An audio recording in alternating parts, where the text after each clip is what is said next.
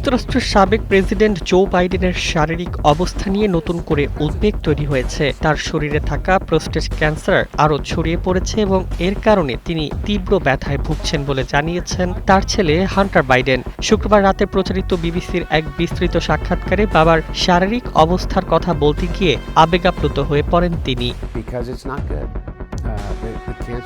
Hunter Biden জানান, ক্যান্সারটি শরীরের বিভিন্ন অংশে ছড়িয়ে মেটাস্ট্যাসিস ঘটিয়েছে। এতে ৮৩ বছর বয়সী সাবেক মার্কিন প্রেসিডেন্ট শারীরিকভাবে দুর্বল হয়ে পড়েছেন এবং প্রচণ্ড কষ্টের মধ্য দিয়ে সময় কাটাচ্ছেন। বাবার এই পরিস্থিতি পরিবারের জন্য অত্যন্ত বেদনাদায়ক বলেও জানান হান্টার। তার ভাষ্য, বাইডেন সাধারণত নিজের কষ্ট নিয়ে খুব বেশি অভিযোগ করেন না, ফলে অনেক সময় তার প্রকৃত শারীরিক দুর্ভোগও বোঝা কঠিন হয়ে পড়ে।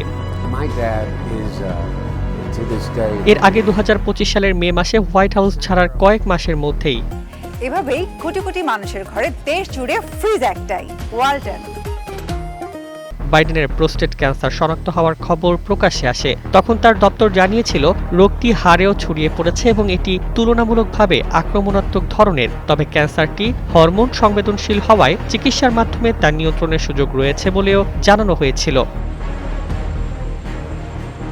শারীরিক দুর্বলতা ও বয়স নিয়ে প্রেসিডেন্ট থাকাকালীন নানা সমালোচনার মুখে পড়লেও রাজনীতি থেকে পুরোপুরি সরে যাননি বাইডেন। হান্টার জানিয়েছেন, যুক্তরাষ্ট্রের প্রতি গভীর বিশ্বাস থেকেই তার বাবা এখনও গুরুত্বপূর্ণ জাতীয় ইস্যুতে নিজের মতামত প্রকাশ করে যাচ্ছেন।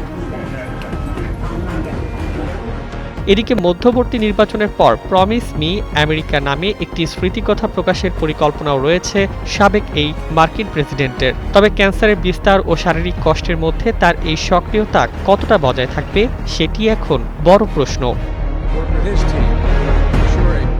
Desk report, Bangladesh bulletin.